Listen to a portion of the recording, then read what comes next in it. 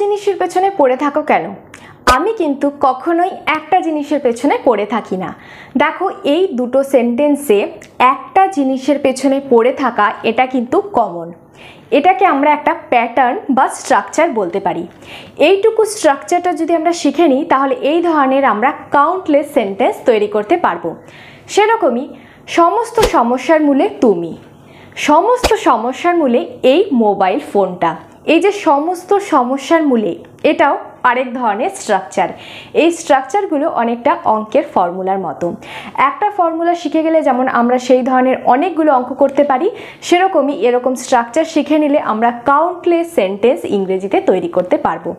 আজকের এই ক্লাসে আমরা 7 ধরনের ব্রিলিয়েন্ট স্ট্রাকচার শিখব, যেগুলো দিয়ে আমরা প্রচুর কথা ইংরেজিতে বলবো। So welcome you back to the channel. I am Anushila. You are watching Delightful Learning with Onu. Without any further delay, let's jump into the topic. Structure number 1. সমস্ত সমস্যার মূলে তুমি, এটা হচ্ছে ফার্স্ট সেন্টেন্স। সেকেন্ড হচ্ছে সমস্ত সমস্যার মূলে এই মোবাইলটা। তাহলে এখানে সমস্ত সমস্যার মূলে এই স্ট্রাকচারটা আমাদের জানতে হবে। এই সমস্ত সমস্যার মূলে মানে হচ্ছে সমস্ত সমস্যার যে মেন কারণ বা প্রধান কারণ কি, এটার মানে হচ্ছে এটাই, যেটার ইংরেজিটা হবে the root cause of all the troubles. The root cause of all the troubles. তাহলে সমস্ত সমস্যার মূলে তুমি, you are the root cause, you are the root cause of all the troubles. Troubles মানে সমস্যা, BLES, troubles. You are the root cause of all the troubles. তুমি হও সমস্ত সমস্যার মূল কারণ বা সমস্ত সমস্যার মূলে তুমি। তাহলে এখানে আমরা যে স্ট্রাকচারটা পেলাম সেটা হচ্ছে the root cause of all the troubles. The root cause of all the, root cause মানে মূল কারণ, রুট কজ যেহেতু বলা হয়েছে তুমি, তাই you are the root cause of all the troubles. এই root cause of all the troubles স্ট্রাকচারটা শিখে নিলে দেখো আমরা প্রচুর সেন্টেন্স তৈরি করতে পারবো। যেমন সমস্ত সমস্যার মূলে এই ফোনটা, সমস্ত সমস্যার মূলে এই লোকটা, সমস্ত সমস্যার মূলে কিন্তু তোমার বন্ধু, তোমার এই ভুলভাল আইডিয়াগুলোই কিন্তু সমস্ত সমস্যার মূলে রয়েছে। তাহলে মেন আমাদের স্ট্রাকচার হচ্ছে the root cause of all the troubles. Troubles মানে সমস্যা। নেক্সট, সমস্ত সমস্যার মূলে এই মোবাইলটা, দিস মোবাইল, এই মোবাইলটা, this mobile is the root cause মানে মূল কারণ, root cause of all the troubles.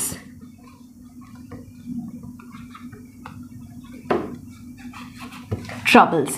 This mobile is the root cause of all the troubles. The root cause of all the troubles. দেখো এটা একটু সাইডে হয়ে গেছে, TROUBLES, troubles, এটা হচ্ছে S, troubles. দিস মোবাইল, এই ফোনটা হচ্ছে সমস্ত সমস্যার মূলে। দেখে নিই আমাদের সেকেন্ড স্ট্রাকচারটা কি আছে। তুমি একটা জিনিসের পেছনে পড়ে যাও কেন? আমি একটা জিনিসের পেছনে পড়ে থাকি না। এই একটা জিনিসের পেছনে পড়ে থাকা মানে can't able to move further, মানে এগোতে না পারা, কোনো একটা জিনিসে আটকে থাকা, সেটা কোনো চিন্তাভাবনা হোক কিংবা কোনো বিষয় হোক, সেটার মধ্যেই পড়ে থাকা বা সেটা নিয়েই চিন্তাভাবনা করা, সেটা থেকে আর মুভ করতে না পারা, এটাকেই বলে একটা জিনিসের পেছনে আটকে থাকা। তার জন্য যে স্ট্রাকচারটা হবে সেটা হচ্ছে get stuck on one thing. Gate Starc মানে আটকে থাকা অন ওয়ান থিং, একটা জিনিসের পেছনে।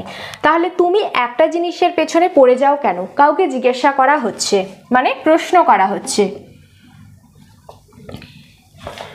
Why do you get stuck? Why do you get stuck on one thing? one thing মানে একটা জিনিসের পেছনে। Why do you get stuck on one thing? তাহলে এখানে প্যাটার্নটা হচ্ছে get stuck on one thing, মানে সব জায়গায় এটা কমন থাকবে, get stuck on one thing। এখানে প্রশ্ন করা হচ্ছে why do you, তুমি কেন একটা জিনিসের পেছনে আটকে যাও? get stuck on one thing, get stuck আটকে যাওয়া। নেক্সট, আমি একটা জিনিসের পেছনে পড়ে থাকি না। আমি কিন্তু একটা জিনিসের পেছনে পড়ে থাকি না, এটা কি হবে? I never get stuck, I never get stuck on one thing। I never আমি কখনোই না get stuck on one thing একটা জিনিসের পেছনে পড়ে যাই না। তাহলে দুটো স্ট্রাকচার, একটা হচ্ছে the root cause of all the troubles, আরেকটি স্ট্রাকচার হচ্ছে get stuck on one thing.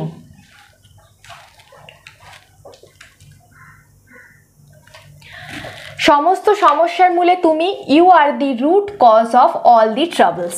সমস্ত সমস্যার মূলে এই মোবাইলটা, this mobile is the root cause of all the troubles. তুমি একটা জিনিসের পেছনে পড়ে যাও কেন? Why do you get stuck on one thing? আমি একটা জিনিসের পেছনে পড়ে থাকি না, I never gate stuck on. Structure number 3, যাই হোক না কেন আমি কাজটা শেষ করবই। যাই হোক না কেন আমি সেখানে যাবই। দেখো, যাই হোক না কেন, যাই হোক না কেন আমি কাজটা শেষ করবই, মানে আমি একটা এখানে দৃঢ়তা নিচ্ছি বা আমি ডিটারমাইন্ড যে যাই হোক না কেন আমি কাজটা শেষ করবই। এই ধরনের কথাগুলো আমরা বলে থাকি। যাই হোক না কেন আমি সেখানে যাবই, তার জন্য যে প্যাটার্নটা হবে সেটা হচ্ছে কাম what May, come what may. তাহলে যাই হোক না কেন আমি কাজটা শেষ করবই, come what may, I'll finish the work।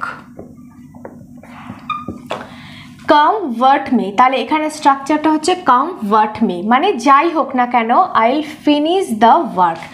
Come what মেও বলতে পারি বা নো ম্যাটার হোয়াটও বলতে পারি, মানে যাই হোক না কেন। তাহলে এখানে আমরা কাম হোয়াট মের ব্যবহার করলাম। এখানে একটা জিনিস দেখো, আমি এখানে কন্ট্রাকশনে লিখেছি আইল, মানে শর্টে লিখেছি। যখনই আমরা এরকম করে শর্ট ফর্মে লিখবো সেটাকে বলা হয় কন্ট্রাকশন, মানে সংকোচন। এখানে আই উইল না লিখে আইল লিখেছি। আরেকটা জিনিসও লক্ষ্য করো, এখানে কিন্তু আই এর পরে আমি উইল বলছি, শ্যাল বলছি না। জেনারেলি আমরা জানি আই আর উই এর পরে শ্যাল হয়, কিন্তু এখানে আই উইল বলছি। কারণ ব্যতিক্রম হলো যখন আমরা কোনো কিছু প্রমিস করব, অফার করব বা আমাদের কোনো ইন্টেনশন বোঝাবো, আমাদের উদ্দেশ্য, তখন আই এর পরে আমরা শ্যাল না বসে উইল বসাবো। যেমন এখানে আমি একটা ইন্টেনশন বোঝাচ্ছি, আমার একটা উদ্দেশ্যকে বোঝাচ্ছি যে যাই হোক না কেন আমি কাজটা কমপ্লিট করব। এই ইন্টেনশন বোঝাচ্ছি বলে এখানে আই এর পরে উইল হয়েছে, শ্যাল কিন্তু হবে না, আই উইল। নেক্সট, যাই হোক না কেন আমি সেখানে যাবই। যাই হোক না কেন আমি কিন্তু সেখানে যাবই, কাম হোয়াট মে আইল গো দেয়ার। কাম হোয়াট মে, যাই হোক না কেন আইল গো দেয়ার, আমি সেখানে যাবই। নেক্সট দেখে নি আমাদের ফোর্থ স্ট্রাকচারটা কি আছে। এটা তোমার রোজকার কাজ, এটা তাদের রোজকার কাজ। এই যে রোজকার কাজ মানে একটা খুবই অর্ডিনারি বিষয়, সাধারণ বিষয়, যেটা ডেলি হয়ে থাকে বা খুব একটা সাধারণ জিনিসের কথা বলা হচ্ছে, যেটা প্রতিদিনই হয়ে থাকে, সেটা হচ্ছে রোজকার কাজ। তার জন্য যে ফ্রেজটা হবে সেটা হচ্ছে এভরিডে স্টোরি, এভরিডে স্টোরি। তাহলে এটা তোমার রোজকার কাজ, তোমার বলা হচ্ছে ইটস ইয়োর মানে তোমার, এভরিডে স্টোরি, এভরিডে স্টোরি। তাহলে আমরা যে নতুন ফ্রেজটা শিখলাম সেটা হচ্ছে everyday story. It's your everyday story. দেখো ইট ইজ না লিখে আমি ইটস লিখেছি, এটা হচ্ছে কন্ট্রাকশানে it's. It's your everyday story. এটা তাদের রোজকার কাজ, এটা তাদের রোজকার কাজ। ইটস দেয়ার মানে তাদের, it's their everyday, everyday story. It's their everyday story, এটা তাদের রোজকার কাজ, এভরিডে স্টোরি।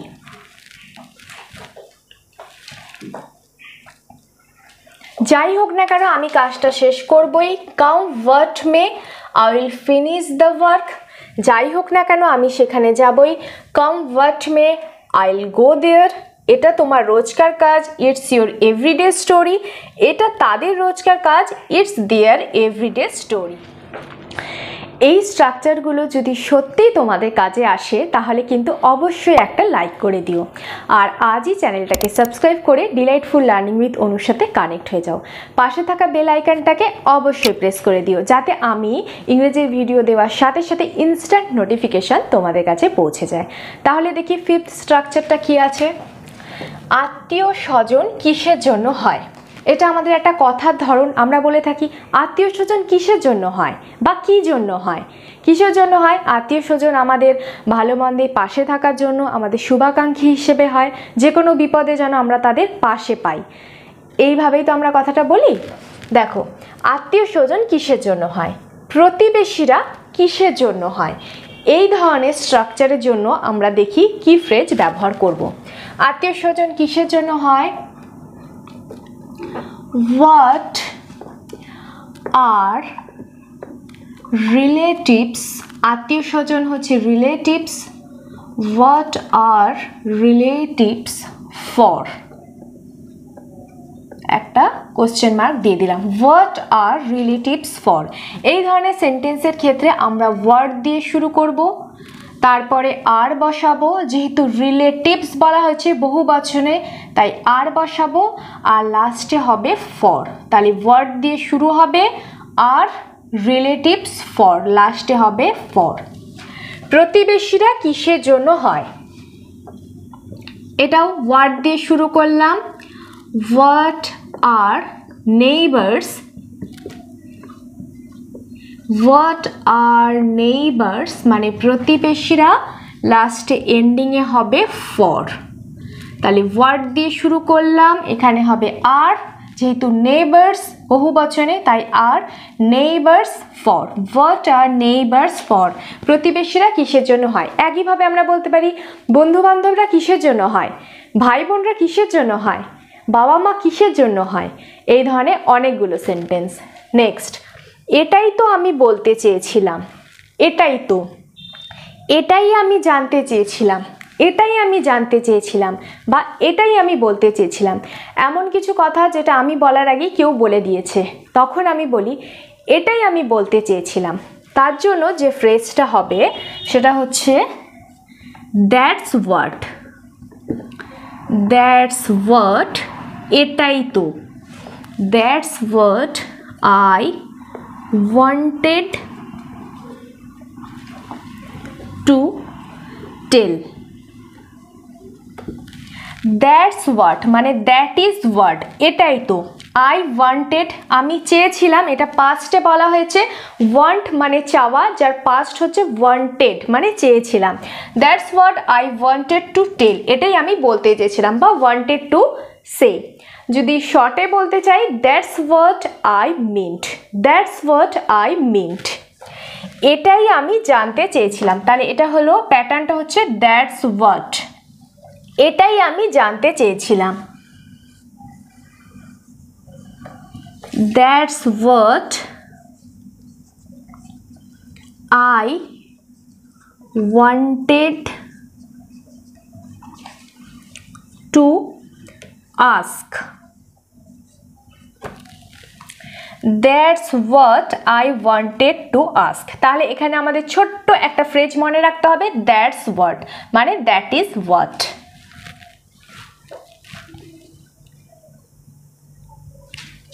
আত্মীয় স্বজন কিসের জন্য হয়? What are relatives for. প্রতিবেশীরা কিসের জন্য হয়? What are neighbours for.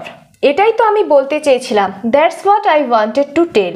এটাই তো আমি জানতে চেয়েছিলাম, that's what I wanted to. আমাদের লাস্ট স্ট্রাকচারটা হলো, এটা সত্যি বলে বিশ্বাস করতে পারছি না। বিশ্বাস করতে পারছি না। আমি লটারি পেয়েছি, বিশ্বাস করতে পারছি না মানে কোনো কিছু বিশ্বাস করতে না পারা বা কোনো কিছুতে খুব সারপ্রাইজ হয়ে যাওয়া বা অবাক হয়ে যাওয়া। তার জন্য বলবো I can hardly believe. I can hardly believe. দেখে নিই সেন্টেন্সে এটাকে কীভাবে অ্যাপ্লাই করব। এটা সত্যি বলে বিশ্বাস করতে পারছি না।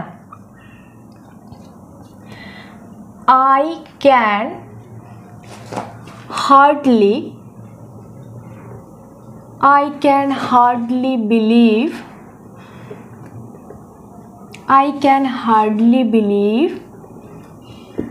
it's true. I can hardly believe it's true. তাহলে স্ট্রাকচারটা হচ্ছে I can hardly believe. Hardly কেন? I can hardly মানে আমি খুব কঠিনভাবে, এটাকে এইভাবে তোমরা ধরতে পারো, আমি খুব কঠিনভাবে বিশ্বাস করছি মানে কঠিনভাবে। I can hardly believe মানে বিশ্বাস করতে না পারা বা বিশ্বাস করতে খুব অসুবিধা হওয়া।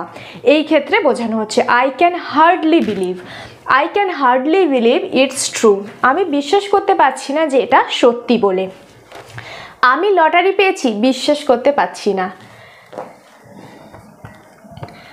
I can hardly believe I own the lottery. I can hardly believe that I own the lottery. আমি বিশ্বাস করতে পারছি না যে আমি লটারি পেয়েছি। I can hardly believe. দেখো এই ক্ষেত্রে কিন্তু ফ্রেজগুলোকে কোনোভাবে চেঞ্জ করা যাবে না। I এর পর আমাদের ক্যানই বসাতে হবে, হার্ডলি বিলিভ মানে এক্স্যাক্টলি এই ফ্রেজটা দিয়েই আমরা বাকি পোর্শনটা লিখব। I can hardly believe that I own the lottery. So that's the end. আজকের ক্লাসটা যদি তোমাদের ভালো লেগে থাকে আমার জন্য অবশ্যই একটা লাইক করে দিও, আর আজই চ্যানেলটাকে সাবস্ক্রাইব করে ডিলাইটফুল লার্নিং উইথ অনুর সাথে কানেক্ট হয়ে যাও। ভিডিওটাকে বেশি বেশি করে শেয়ার করে দিও যাতে তোমাদের বাকি ফ্রেন্ডসরা বা ফ্যামিলি মেম্বার্সরা এই ভিডিওর থেকে কিছু অন্তত হেল্প পেতে পারে। তোমরা সবাই খুব সুস্থ থেকো, ভালো থেকো। Till then stay positive, always be happy. God bless you all.